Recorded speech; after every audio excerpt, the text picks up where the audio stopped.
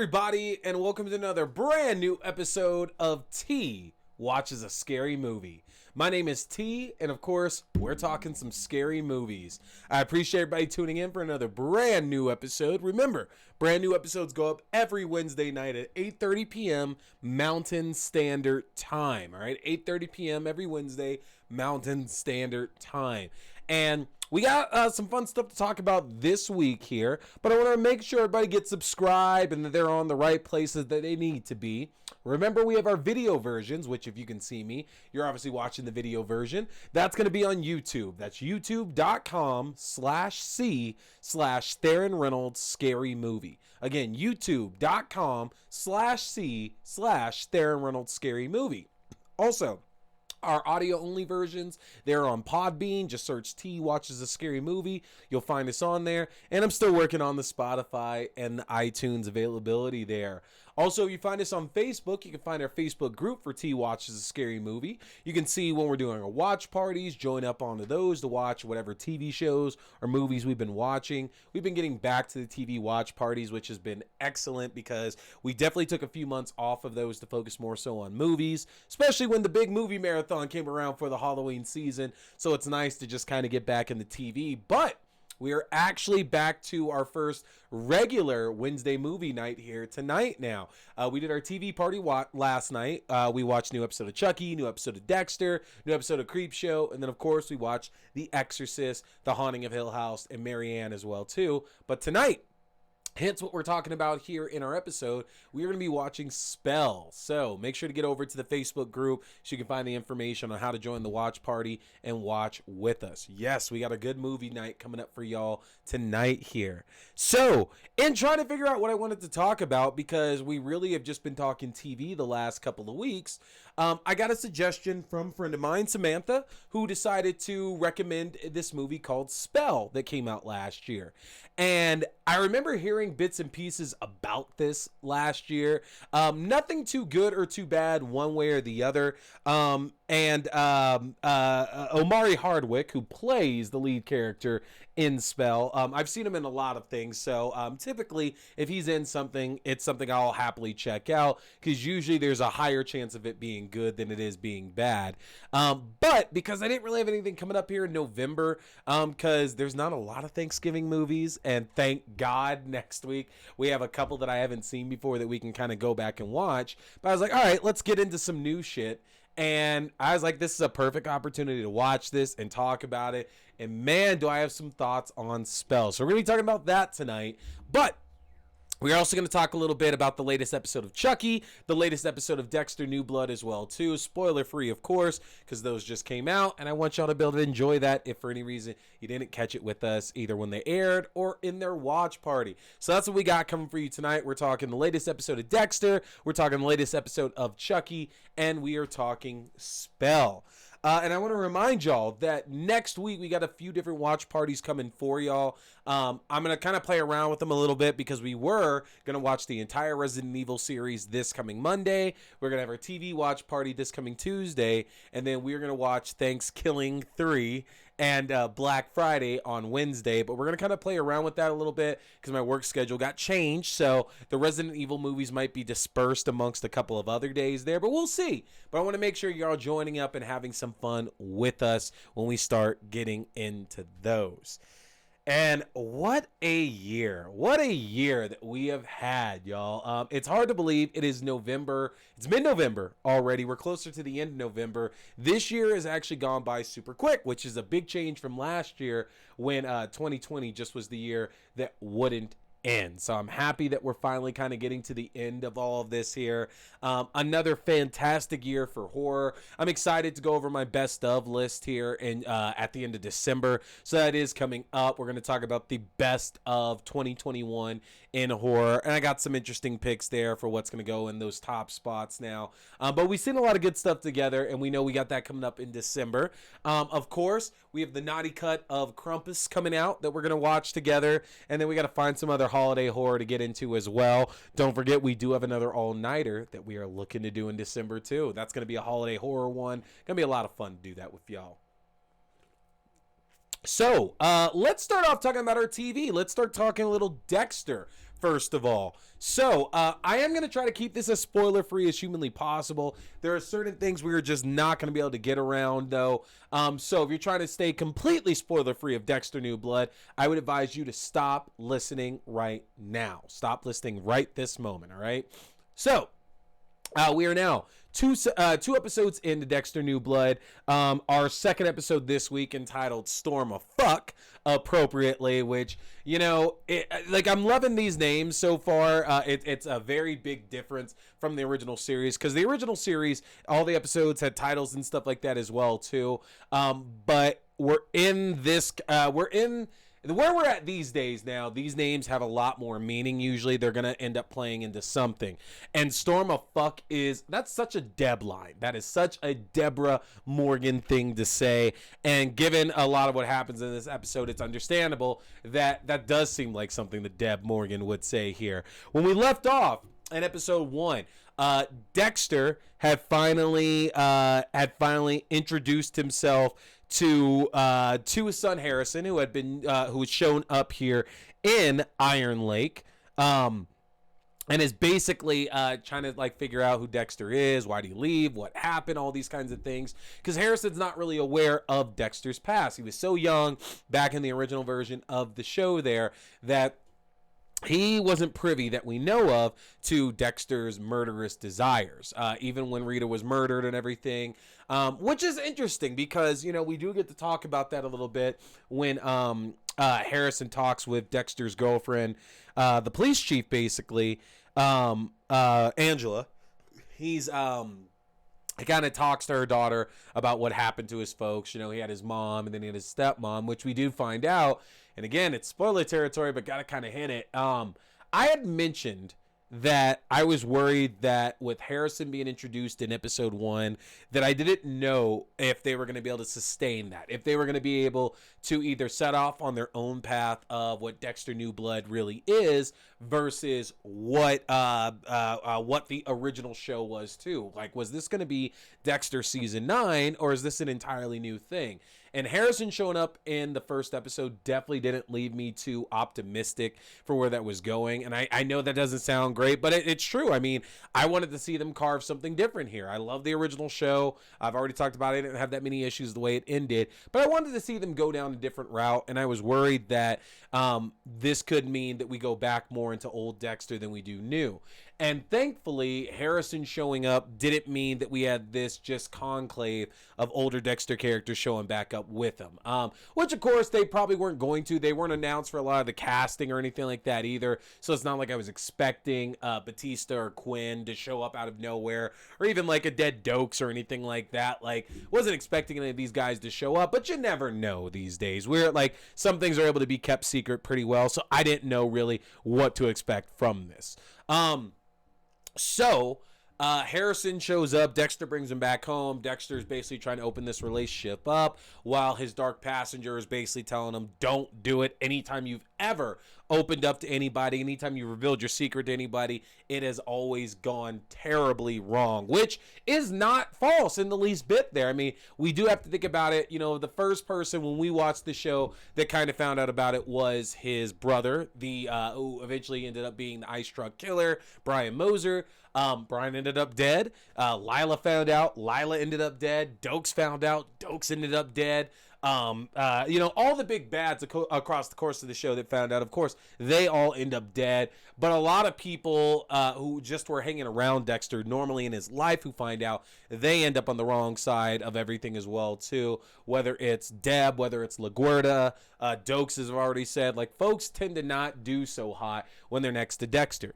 And right away, we get some information on what's been going on with Harrison in his life, which is kind of cool. It's revealed, and again, we could take this as at face value for now, because we don't know what's true or what's not, especially because right now this is just a limited series. It's going to be over after 10 episodes, and, you know, come mid-January, that's kind of it.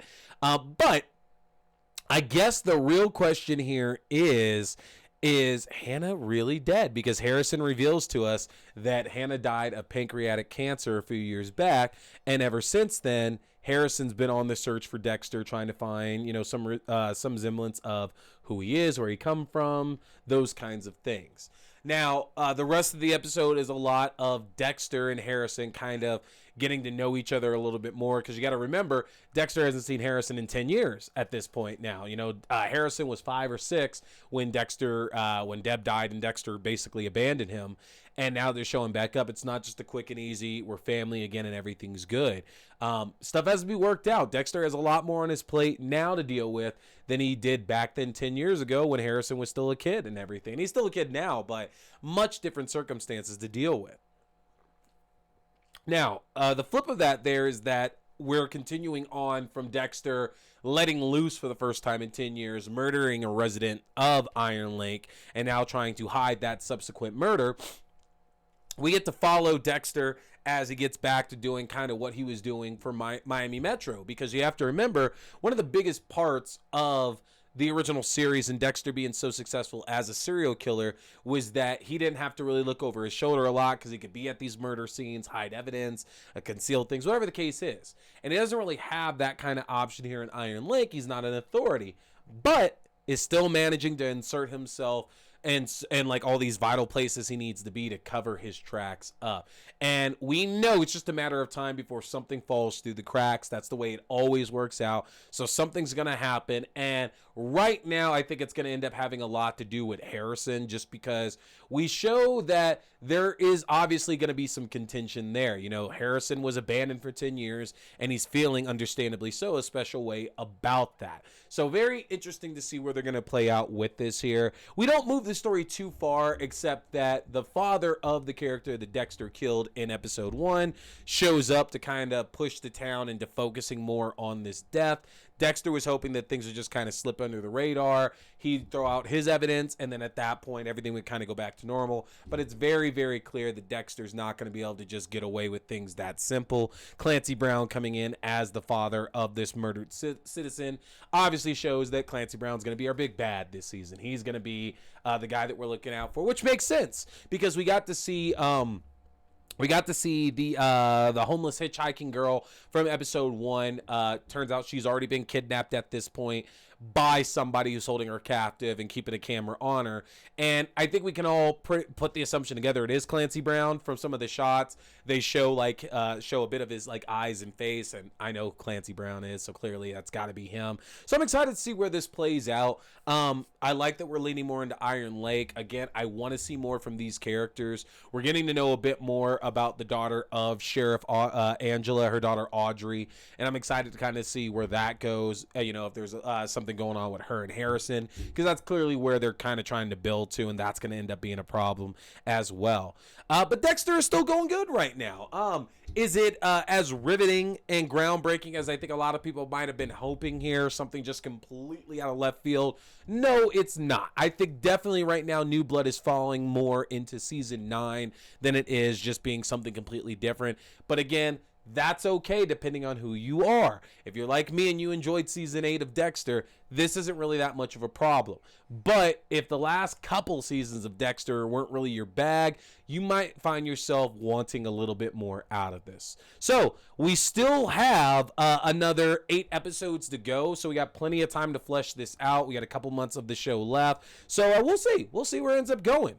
Alternatively, we got a new episode of Chucky last night. We're up to 6 episodes of Chucky, titled Cape Queer, which if you're not catching where a lot of these titles are going, a lot of times it's parodying TV shows, movies, or something specifically going on, of course, throughout the episode. And in this one, there is a very, very big Cape Fear presence.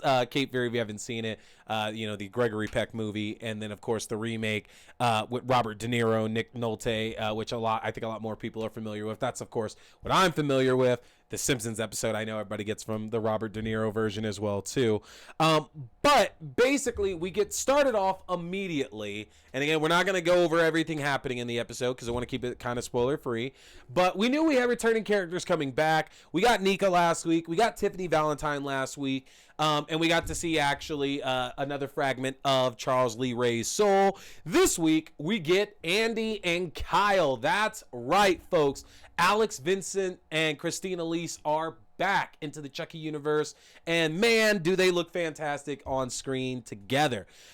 We got to do a lot of filling in the blanks from Cult of Chucky, because you have to recall, at the end of Cult of Chucky, we were left with a lot of questions. We found out Chucky could split his soul up, so part of Chucky's soul was in Nika. There was at least a couple of other dolls that were left there that had Chucky's soul in it as well too, and who knows, because again, you have to assume, it's a horror movie, we have to assume Chucky probably fragmented his soul a little bit more.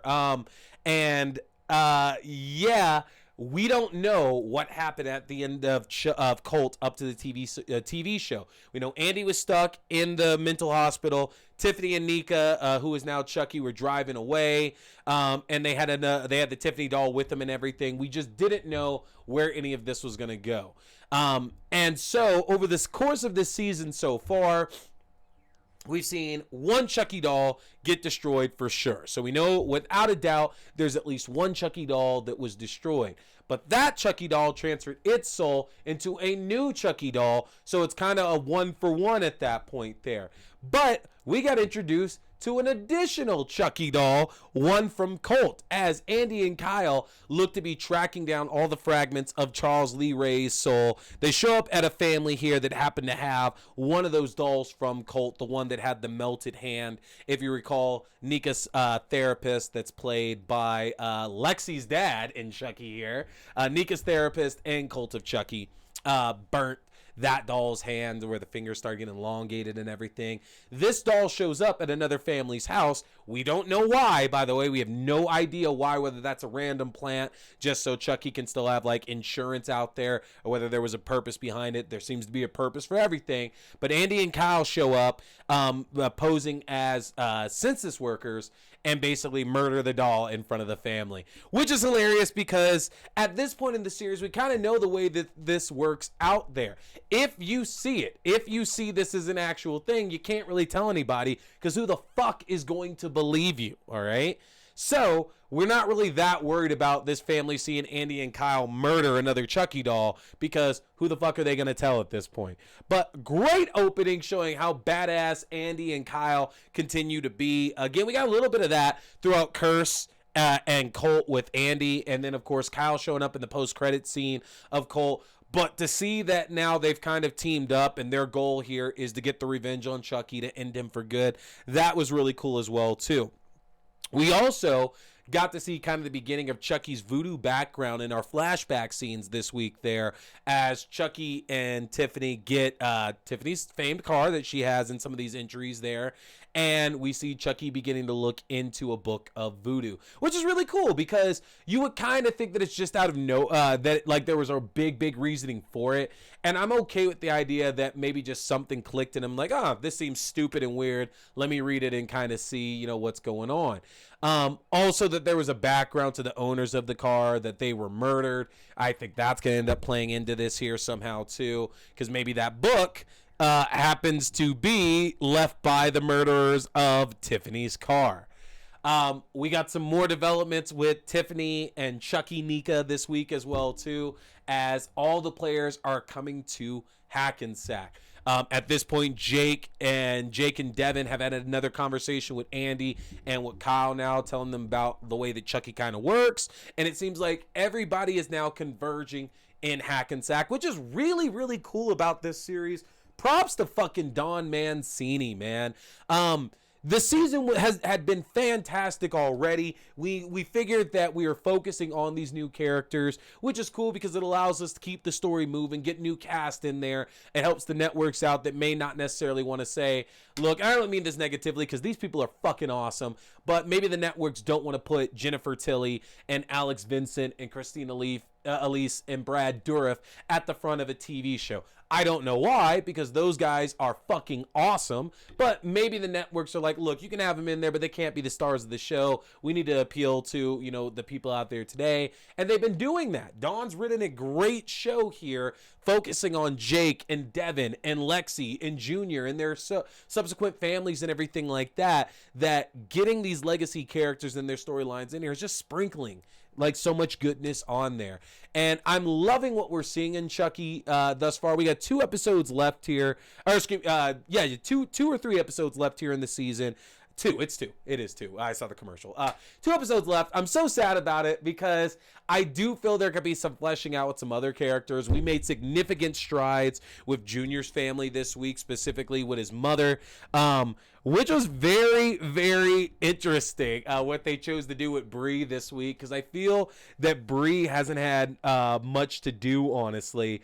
And they definitely gave Bree some importance this week for sure, which is awesome because this goes back into what we've seen with Chucky so far in this show and how Chucky's a manipulator, and he doesn't sometimes just need to kill you. Him fucking with these relationships out there is some of Chucky's best way to torment you, and seeing what he's now moving on to Junior to do, which I think I know where this is going, honestly. I have a feeling, and I've thrown some predictions out, but with only 2 episodes left, I'm going to throw some predictions out here. I have a feeling that, first of all, one of these kids are getting possessed. We're going back to old school Child's Play here, and I do think Chucky is going to put his soul into one of the kids here. And actually, I would think that the goal we're looking at here is Junior. We're supposed to be looking at it as Junior is being set up to take over for what Chucky was trying to do with Jake, and instead he's going to end up corrupting Junior. We're supposed to think Junior's the one that's going to get the fragment of the soul. I think it's actually going to end up being Devin that ends up getting possessed by Chucky.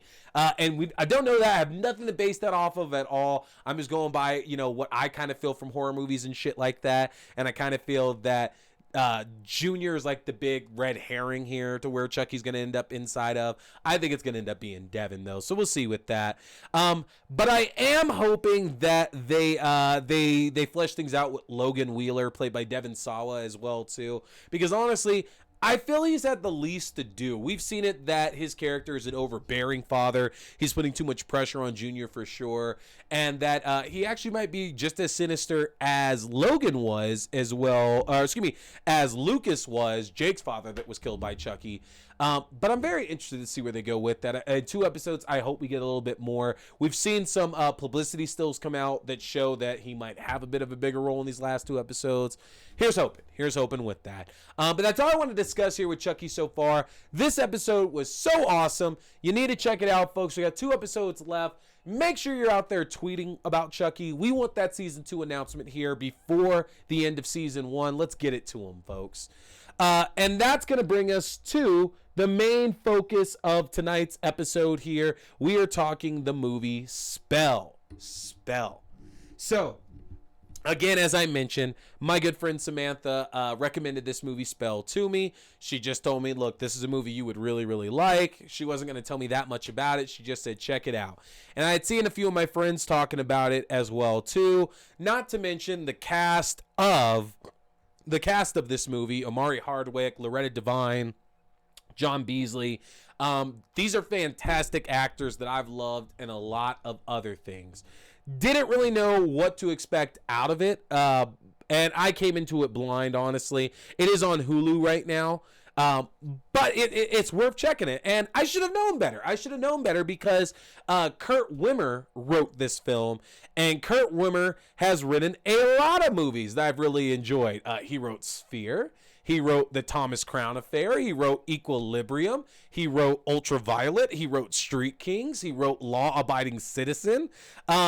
He's written a lot of movies that I've really enjoyed. So I kind of feel dumb for not seeing that and deciding that this was something that I should have been checking out in the first place now. But Spell tells the story of Marquis T. Woods, played by Omari Hardwick, who is a successful lawyer back in the big city, basically, who we find kind of escaped a lot of his upbringing. It seems like he went through a rough childhood, being involved in a lot of things he really shouldn't have been, and his father was a very old school religious kind of person. And we kind of find out a little bit over the course of the movie that his father, when it came to religious things, believed in a lot of hoodoo. Hoodoo it's a kind of witchcraft, basically. It's a kind of belief, but it's kind of a more not middle class. What's the word for it? Centralized belief, because like voodoo is kind of more down in the South. That's more of a French thing, and hoodoo is kind of a bit of an offshoot of that there. That is more of a more of an African magic at that point there. And basically, when Marquis' father dies and he gets word of it, he decides he's going to take his family back for the funeral to kind of send his father off and, you know, kind of maybe put some demons to rest with that as well, too. But life has other plans there, as on their way to his father, to his home in Kentucky, their plane is struck by lightning and they crash, and Marquis wakes up in the home of Earl and Miss Eloise, who are taking care of him, trying to nurse him back to health, while Marquis' family remains missing. Off the jump there, and I've talked about it a little bit before here too, is that black horror is very interesting to me because a lot of times we're only gonna get one of three things here when it comes to black horror. I feel we're gonna get one. Stereotypical black horror, which what a lot of people I think assume is like it's, you know, gangs and, you know, it has to be in Africa and like very tropey and stuff like that there now, which some of that can actually be really, really good. There's nothing wrong with that at all.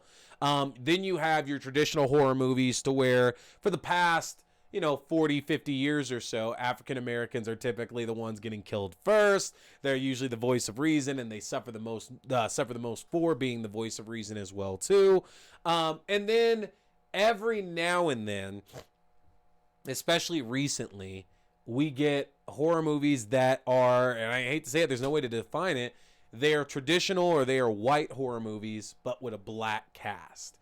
And those tend to stand out really well to me because I just feel when I'm seeing those, like, oh my God, like this is groundbreaking because we don't get a lot of it. And I felt that way with Spell because the type of character that Marquis is, he's this very, very successful lawyer back in the big city and everything. You know, he's rich. He has this family, you know, with a great wife and these two kids who are very spoiled, rich kids as well, too. They make sure to kind of impress in the film there. They show the class divide between Marquis, and then when he gets to staying with Miss Eloise and Earl, kind of the class divide between, you know, a black person like him and a black people like Miss Eloise and Earl in the community that they live in. And tropes like that we usually see in a lot of white horror films. You know, it's like, hey, it's these rich doctors and lawyers and all these things like that, and they end up coming across these backwoods inbred hicks, basically, is the best way to put it. And there's that big class divide.